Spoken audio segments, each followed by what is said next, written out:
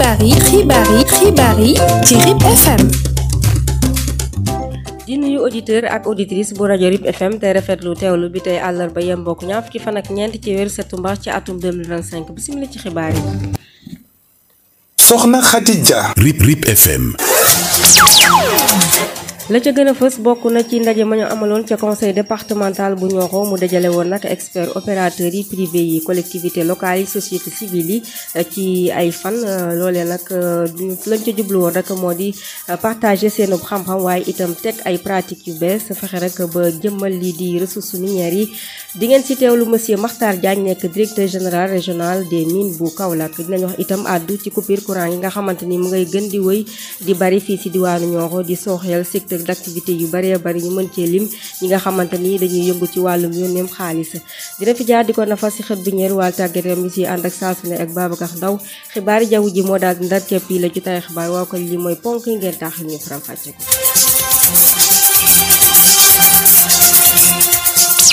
xibaar yi ak Soxna Khadija. dalee nag jàmm ci xibaar yi Pape Dafal moo féetewoo si xarale gi xibaar yi dama si ànd ak Ñaxana Tunkara Njaay maa ngi lay nuyu. maa ngi lay fay soxna Khadija. xibaar yi ana lan lañ koy dooree. xibaar yi dañ koy dooree ak jëwriñ gu yor wàllu énergie bi pétrole ak lii di mine bi daal ni ibbi ay buntam ñi nga xamante ne ñoo di secteur minier yi jaarale ko ci ay bëccëg yu ñuy weccante xalaat waaye tamit di ci xamle dem bañ ca càmbar nag nekk vers une exploitation responsable et durable des ressources minérales pour un développement inclusif du Sénégal maanaam gën a dëgëral ressources minérales yi ngir ñu mën a am ab développement bu mucc ayib fii ci réewum Sénégal loolee nag ndaje mi lu ko tax a jóg bokk ci sensibiliser askan bi waaye tamit fexe rek ba ñu xam naka lañ mën a topp teewee alam bi ak li nga xam ne moo di suñu koom nettali ñu ànd seeg Mame Yacine Diagne. ay fan a ngi nii ay opérateurs privés collectivité locale ak ay membres société civile doon dajaloo jëmee waxtaan waaye itam wecconte xalaat jëmee ci gën a jëmmal li nga xamante ni rek moom la ñu wax ressources minières ci buntu boobule nag kii di Makhtar Diagne di directeur général régional des mines bu Kaolack dellu siwaat ci solo yi ndaje moomee. li waral organisation bi mooy dañu jóge ci lu ñuy wax audit des titres miniers mooy maanaam saytu ñi nga xam ne ñu ngi tibb ñu ngi gas ñu ngi exploité ci Sénégal gi yépp ba xam ndax ñu ngi woon dëppoo ak yoon liñ ci seetlu mooy dëppoo ak yoon boobu dafa manqué. Serigne Fall di adjoint préfet bu Nioro si yëkkati ay kàddu. waaw bi ñuy woote jotaay bi nag fekk na ñu xamoon jafe-jafe yi nga xam ne moom la domaine minier amoon mu nekk domaine boo xam ne xaw na technique wante bër nañu si yëngu te xamuñu lan la yoon wax. moom Serigne Fall ba tey muy dellu siwaat. toll nii benn carrière bu légal moo am Nioro mooy bi nekk Goria commune de Kër Mab yeneen carrière yëpp dañ leen waroon tëj waaye gis nañ ne buñ bàyyee benn carrière bi daanaka nit ñi duñ suuf suñu soxal duñ ko am. ci lii di Makhtar Diagne di directeur général régional des mines di xamle ni li ni mel nag ñëpp mën nañ cee sóobu. di woo ñëpp ci ñu ñëw Kaolack wala ñu woote teel a am seeni information mën a régulariser seen situation ñi bëgg tamit exploitation yu bees ñu ngi leen di ubbul suñuy bunt donc askan bi la fi direction bi nekkal. ñu jaajëfal ko bu baax a baax moom Mame Yacine Diagne équipe du service régional couverture sanitaire universelle bu Kaolack daal dinay teew ci centre de santé bu Nioro daal di dalal ñett prestataire du service de couverture maladie universelle ci loolee nag waa Sésame daal di jël en charge ñuy di mag ñi nga xam ne seeni ay at ñu ngi toll ci juróom-benn fukk wala juróom-benn fukk ak li ko ëpp daal di leen jël en charge waaye tamit yemuñu foofu daal di nañ fay li nga xamante ne moo di bor bu ñoraloon waa couverture maladie universelle fay nañ ko ba noppi yaatal yi ñu ànd seek Adama Sène ci waxtaanam ak monsieur Semou Diène nekk njiital bureau administration des finances. si lu jëm ci mise en œuvre couverture maladie universelle di SEMI ak plan Sésame ci biir département bu Nioro équipe bu service régional bu couverture sanitaire universelle bu Kaolack ñoo amaloon benn ndaje moomu nag lu ko taxoon a jóg rek mooy yombal installation ñetti agent yu bees yi nga xam ne ñu ngi leen affecté ci centre de santé bu Nioro monsieur Semou Diène chef bureau administration ak finance. dañ ñëwoon pour installation ñetti recrues yu bees yu CNC yu ñu mettre à la disposition de la couverture sanitaire universelle du centre de santé de Nioro, à savoir ñaari agent bureau CMI ak benn technicien supérieur en informatique. Et également il y a la gratuité du plan Sésame bi ñu bëgg a démarrer également, donc ñu solliciter ñu sur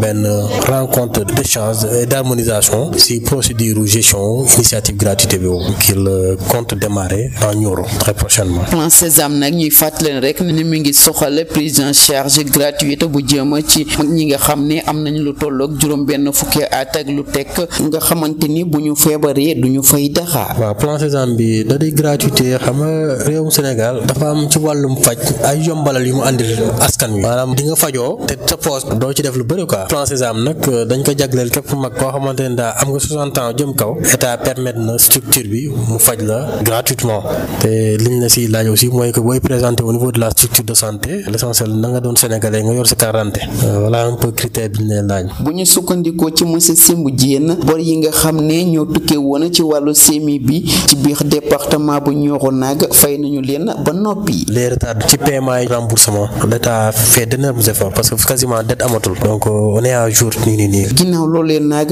agent de santé yu nekk fii ci département bu Nioro ñoom ñëpp jël nañu seen engagement ngir dérouler programme sanitaire yi nga xam ne ñoo nekk en cours xawatina CMI bi ak plan Sésame. xibaar yi ci RIP FM. yéen a ngi desandi ba tey ci xibaar yi fii ci rajo RIP FM ponk bi jundoon leen ko ci bopp xibaar yi bokk ci coupure courant bu dul jeex fii ci commune bu Nioro loolee nag dem ba soof loolu li nga xam ne moo di askan bi dem sax bay yàq liggéey yenn service yi ñu mën cay lim sax service yi yor def wàllum transfert d'argent maanaam ñuy dugal ak génne lii di xaalis bi loolee nag da leen di indil ay jafe-jafe yu bëri naka noonu it ci wàllum communication bi waaye tamit matériel yëpp daanaka yëpp daal dinay yàqu ñenn nag ci ouvrier yi ñoom di xamle ne ñoom it seen liggéey dafa taxaw lool ñuy woon nag ñii di waa Senelec ñu daal di def ab entretien reportage Khadija. fii si diwaanu Nioro lii di coupure courant yi mu ngay gën di wéy di métti jaaxal lool askan wi waaye itam di sooxee secteur d'activité yu baree bari ñu mën cee lim ñi nga xamante ni dañuy yëngu ci wàllum yónnee xaalis ñoom ñi nga xamante ni ñoom la coupure yi gën a laal bu ñu sukkandikoo ci Ibrahima Ba nekk gérant multiservice moom nag di xam ne ni jamono ji mu ngi dund si jafe-jafe yu taratar waaye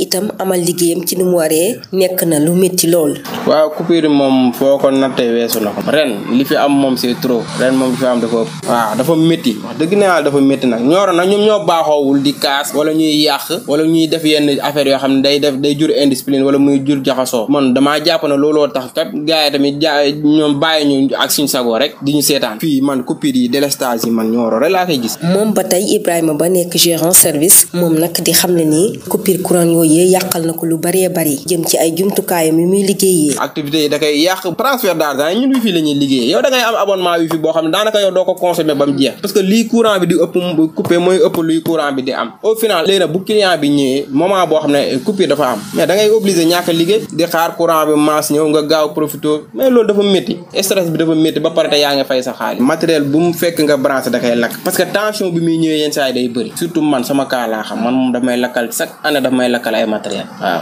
chaque année danaa changer ventilo parce que ventilo yi ma yor dafa ay ventilo yu am dooleel même sama ampoule place bi nii dañuy lakk parce que day maas mënoo mucc daal parce que ñun tamit wax dëgg fi neex yàlla ñoo nga fay suñuy facture à temps booy yéex 2 jours de retard boo ko amee da ngay xëy rek fekk ñu bàyyi la bon de couper sa kër couper sa courant. ca wet ga ñii di ouvrier yi ñu mën cee lim ñii di soudeur métallique yi ñoom itam di naqarlu bu baax a baax coupure courant yooyu nga xamante ni dafay sooxee bu baax a baax seen liggéey. Senelec dafa war di respecter nit ñi. coupure bi moom sonal nañu lool sax lool. courant ñi ci dund dañu bëri man soudeur métallique la bu courant amul duma liggéey. am na machine yi fi gaare yu bëri coupure bu bëri bi moo koy lakk. xam nañ sax mu coupé toog diir boo xam ne après bu ñëwaatee day normal mais loo xam ne day dem ñëw. ak bile situation bu doy waar ñoom ñoo ñee di tekk ay solution ngir coupure yi mën a wàññeeku. Senelec dafa war di def entretien. xool poto yi dëng. tout le temps da ngay am baisse de tension xaw ma problème mu circuit la xaw ma problème mu câble yu baaxul xaw ma. maanaam yow am nga panne fayal sa courant bi nga ne waa Nioro kat bés sàngam doo leen am courant wala heure nangam ba heure nangam doo leen am courant ñëpp waajal seen bopp nga dem régler li ngay régler boo paree nga taalaat sa courant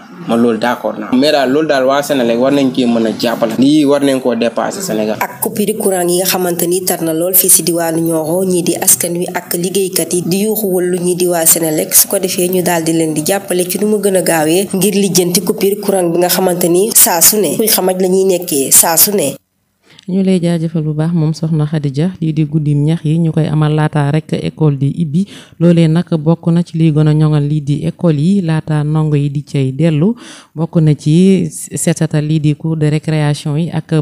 lu wër li nga xamante ne moo wër bâtiment yi yooyu la opération nag bokk ci lii xale bi waaye tamit bokk ci wér gi yaramam ci loolee nag la municipalité bu Daaru Salaam di lancer appel ñii di ASC yi ñii di parents d'élèves yi ak ñii di waa CGE yi ak naka noonu it waa mairie bi ci boppam ñu daal di jublu ci liggéey boobee laata école di ibbi ñu teewlu ci Abdoulaye Ndour nekk adjoint au maire bu Daaru Salaam reportage ak wàccaay ubbiti école bile waa mairie bu Daaru Salaam ñu ngi insister bu baax a baax ci lu soxal setal bërëbu jàngeekaay yi lee loolee nekk ab taxawaay bu ñu mën a ooyee acte de citoyenneté. Abdoulaye Ndour adjoint au maire bu Daaru Salaam di lancer ab appel ñi di ASC yi ak askan wi ñu daal di dugal seen yoxo ci boobule initiative. école élémentaire yi nga xam ne moom lañ dénk tey collectivité locale bi gis nga ne bi ñuy def waxtaan wi rek invité waale nañ président commission éducation mu am waxtaan woo xam ne def na ko ak ASC yi waxtaan woo mu def ak ASC yi c'est tey pour mu soññ leen pour au moins tey seen plan d'action yi nga xam ne def nañ ko tey ñu war ci désherber école yi buñ ko bàyyee parents d'élèves donc nañu dem ànd ak parents d'élèves yi ànd ak CG yi ànd ak directeur école yi ànd ak mairie bi pour au moins ñu mën a setal école yi ba nga xam ne tey ubbi tey jàng tey dina am. ci loolee Abdou Cissé nekk président jeune bu Daaru Salaam di ñaax ASC yi ñu daal di amal ni mel ndaxte loolee ab acte de citoyenneté la. avant ouverture école yi sax comme ni nga ko waxee rek ASC yu bëri dañoo gis ne ñoom dañoo jàpp ne buñ ne ASC football kese moo tax ñuy jóg yàlla def na nag sensibilisation bi nga xam ne ñu ngi koy def jàpp naa ne am na tuuti loo xam ne mu ngi koy indi si changement parce que chaque année dinaa gis ay ASC di envoyé si groupe jaune ay activités yoo xam ne ñoo ko def même ren jii nii sax gis naa ay ASC yoo xam ne ñu ngi envoyé ne bàyyi nañ seen dëkk yi activités yooyu yaakaar naa ne kon sensibilisation bi nga xam ne ñu ngi koy def mu ngi koy yokk aussi ren jii may wax ak yow ni jaune aussi organisé woon na benn journée don de sang boo xam ne nii dañ koo defoon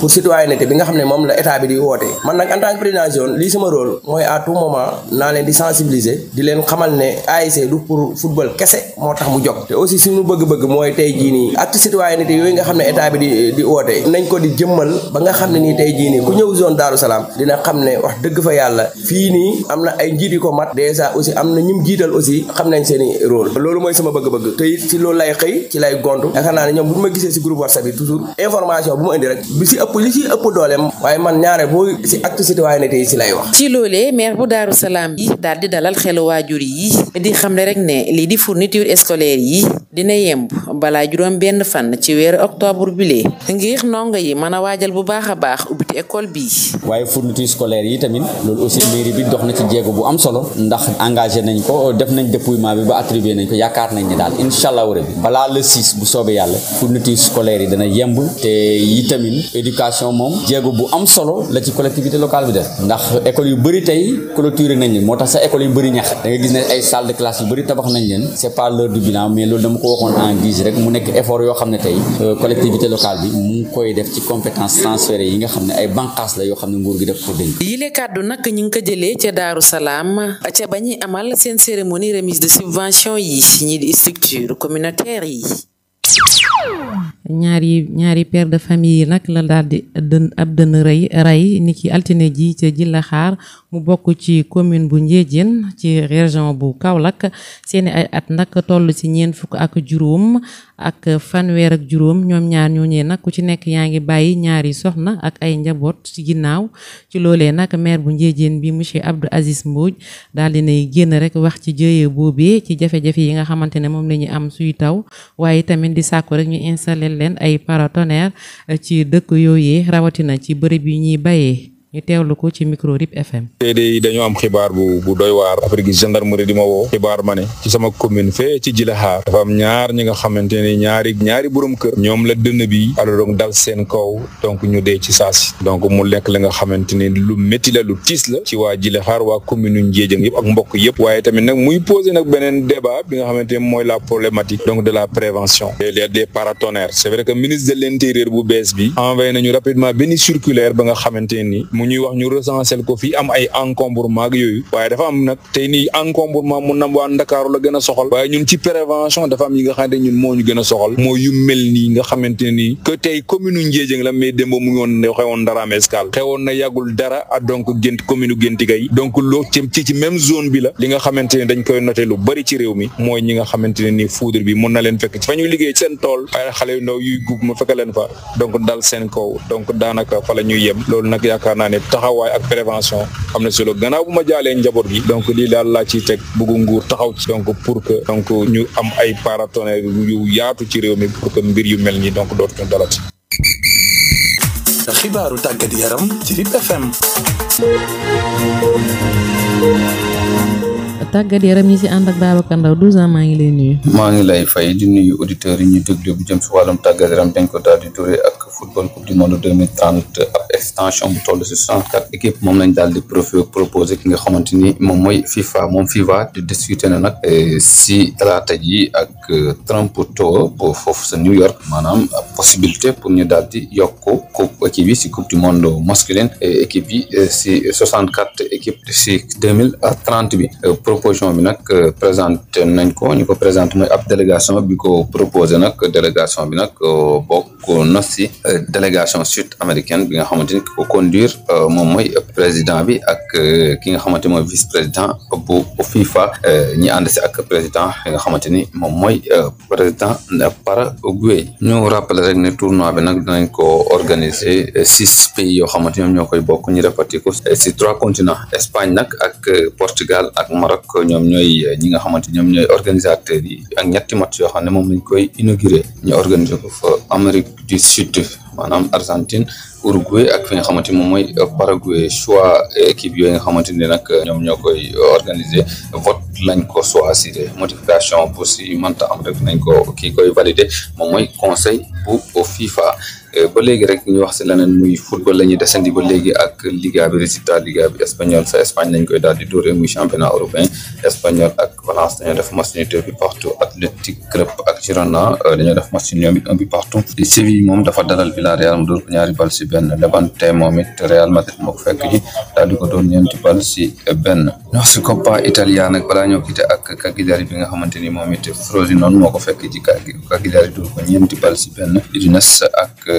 Palermo Udinese moo ko dóor 2 bal si benn Milan dalal Lecce daal di ko dóor 3 bal si dara dañ koy jeexale ak nawetaan fii à Nioro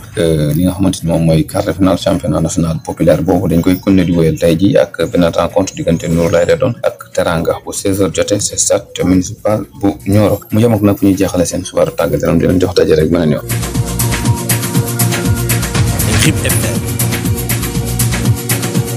RIP FM chez vous à tout instant. léegi xibaari jaww ji ci RIP FM. léegi xibaari jaww ji ci RIP FM. xibaari jaww ji di wax ci tolluwaay taw mi fii si département bu Nioro niki ñaar fukki fan ak ñett ci weeru septembre ci atum 2025 ñu mën cee lim Nioro météo ñaar fukki milimètre ak ñaar yu tombal juróom Nioro agriculture ñaar fukki milimètre ak ñaar yu tombal juróom benn Daabali ak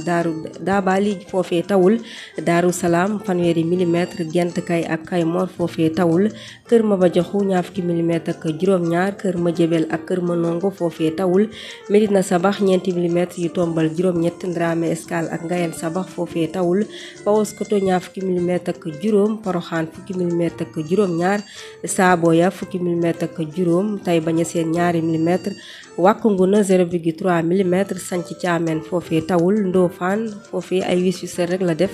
Kër Baara Tambe du ñetti milimètre Jam Weli ñaar fukki milimètre Jam Fara foofee tawul waaw kañ ponk bi moo daal di yëkkati yi la jotaay xibaar waaye laata boobu ngeen taax lu ñëwalaat leen ci li ci gënoon fës.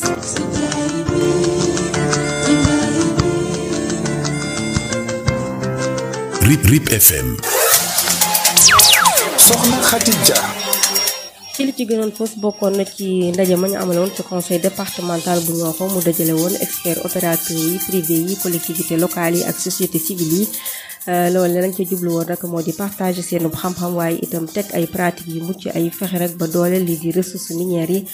amoon ngeen teewlu ngeen ci monsieur Makhtar Diagne nekk directeur général régional des mines bu Kaolack waxoon nañ itam àddu ci coupure courant yi nga xamante ni ma ngay gën di wéy fii ci diwaanu Nioro di sooxel secteur d'activité yu bëree bëri ñu mën ci lim ñi nga xamante ni ñooy yëngu ci wàllum yónnee xaalis